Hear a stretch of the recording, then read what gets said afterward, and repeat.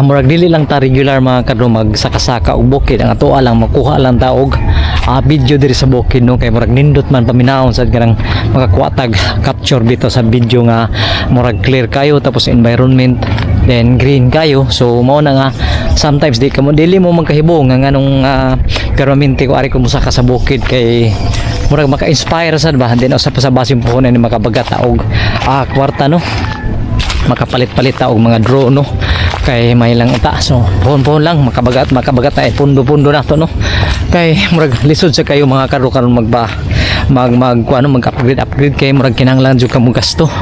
Then usa pa sa murag wa pa may ato karon kwarta, so ato lang kibali murag mantinel lang ta kaning atong atong gadget karon. Okay, ato ta mga saunahan mga karon no, para at least makakita sa mo. So lahi ang akong giagihan karon, dili mingon diri sa diretso ko sa Starbucks, lahi ang giagihan.